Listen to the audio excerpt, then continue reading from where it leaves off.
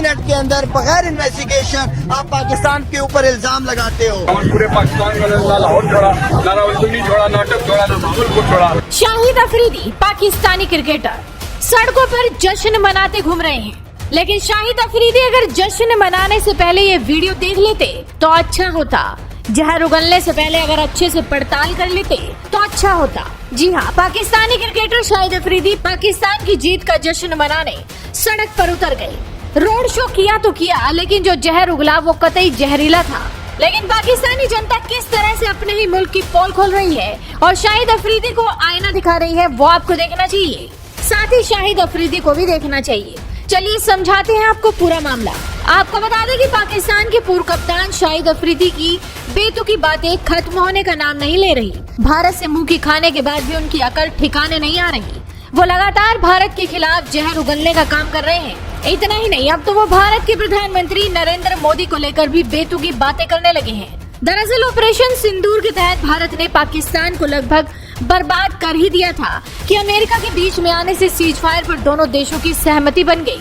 लेकिन इस सहमति पर भी पाकिस्तान अपना एक अलग ही एजेंडा चला रहा है। वो अपने आवाम को बताने में लगा है कि भारत ने डर कर अपने हाथ पीछे खींच लिए।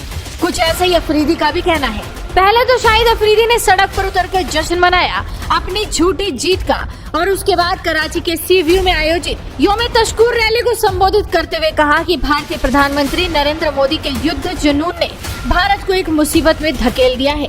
पीएम मोदी को अब एहसास हो गया है कि पाकिस्तान से भिड़ना कितना महंगा है। मैं अपनी अफवाज पाकिस्तान का शुक्रिया अदा करता हूँ, सल्यूट करता हूँ अपनी पाक फौज को। अल्हम्दुलिल्लाह अल्हम्दुलिल्लाह। देखिए, हमारे जो हम आज सारे मिलके जो निकले हैं वो इसलिए निकले हैं कि हम अमन के लिए निकले हैं। अमन पसंद लोग हैं। हमारा दीन हमें अमन सिखाता है। हमारा मुल्क हम जो दहशतगर्दी के इल्जामात बगैर सबूतों के हम पे लगाते हैं, हम तो कितने अरसों से दहशतगर्दी के खुद शिकार है।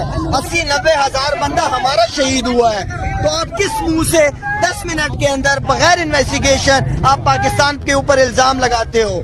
ठीक है, मैं सिर्फ रिक्वेस्ट ये करूंगा कि हिंदुस्तान इंडिया में मैंने बहुत क्रिकेट खेली है, मुझे हर जगह हिंदुस्तानी बंदा मिलता है। पाकिस्तान में पढ़े लिखे इज्जत वाले अदब वाले लोग हैं, लेकिन मोदी इनको किस तरफ लेके जा रहा है, किस डायरेक्शन में मोदी इनको लेके जा रहा है। मोदी इनको कनाडा में भी बदनाम किया, कतर में भी बदनाम किया, इंग्लैंड में, अमेरिका में, हर जगह मोदी की वजह से हिंदुस्तानी बंदा बदनाम हो रहा है, जो मैं समझता हूँ कि गलत है। इंडिया आगे तरक्की कर रहा है, हम उसकी तरक्की कामयाबी में हमेशा हम खुश रहे हैं। हम क्रिकेट आगे बढ़ रही है, हम क्रिकेट की बात करते हैं, लेकिन इसका ये कौम आप खुद खड़े होकर आगे बढ़ती है, आप रुकावटें खड़ी कर देते हो।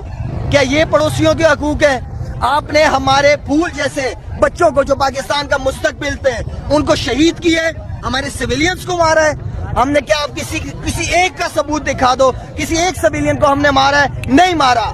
लड़ो फिर हमारी फौज के साथ तो पता चले कि तुम लोग कितने तगड़े हो। लेकिन जो हुआ ही नहीं उसे लेकर अपनी पीठ थपथपाने वाले पाकिस्तान को जरा पाकिस्तानी जनता की राय सुननी चाहिए, जो बता रही है कि किस तरह से पाकिस्तान में घुसकर भारत ने तबाही मचाई।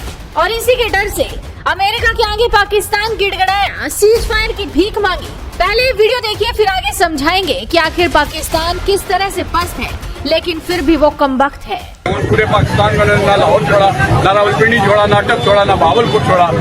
ईरान जैसे मुल्क ने अमेरिका का ड्रोन अपने मुल्क के सरहदों में जो ही घुसा तो उन्होंने उतार लिया था। अमेरिका की टेक्नोलॉजी को इंडिया के पास अमेरिका जैसी टेक्नोलॉजी नहीं है, ये एक सवालिया निशान है। और सबसे बड़ी बात, जो हम फॉरेन पॉलिसी भी हमारी फेल हो चुकी है। हमारा वज़ीर-ए-आज़म हमारे पाकिस्तान का मुकदमा लड़ने में हर फोरम में नाकाम हो चुका है। ना ये पढ़ा लिखा है, ना इसमें कोई शुजाअत वाली बात।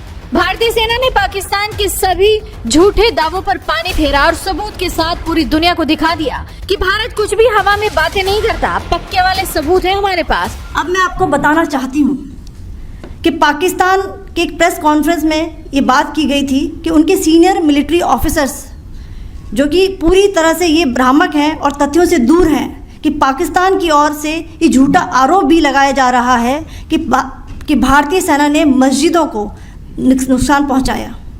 मैं इससे बिल्कुल स्पष्ट करना चाहती हूं कि India is a secular nation और हमारी सेना भारत के कॉन्स्टिट्यूशनल वैल्यूज़ की एक बहुत प्यारी झलक है। पाकिस्तान के पास हवाई बातों के सिवा है क्या? पुरानी वीडियो शेयर करने के अलावा बचा क्या है? और ये बात करते हैं जीत की, अरे पाकिस्तानी जनता ही तुम्हारी जीत के दावे को पूरी दुनिया के सामने झुठला रही है। आपको बता दें कि भारत ने पाकिस्तान में घुसकर उसे न सिर्फ तोड़ा बल्कि गिड़गिड़ाने पर मजबूर कर दिया। पाकिस्तान के 100 से ज्यादा आतंकी मार गिराए। पाकिस्तानी सेना के 40 के आसपास सैनिक ढेर कर दिए। पाकिस्तान के 9 आतंकी लॉन्च पैड्स ध्वस्त कर दिए, 11 एयरबेस उड़ा दिए, 6 जेट्स गिरा दिए। उसके बाद भी अगर शाहिद अफरीदी कराची में तथाकथित विक्ट्री रैली निकाल रहे हैं तो अपनी जनता का मूर्ख बनाना इसी को कहते हैं। अब 10 मई को अमेरिका के हस्तक्षेप की वजह से भारत और पाकिस्तान के बीच सीजफायर पर बात तो बन गई है, लेकिन पीएम मोदी ने साफ कर दिया है कि अगर पाकिस्तान की तरफ से किसी भी तरह का हमला हुआ तो उसे युद्ध की श्रेणी में गिना जाएगा और फिर दुश्मनों को मुंह तोड़ जवाब मिलेगा। फिलहाल शाहिद अफरीदी को खुश हो लेने दो।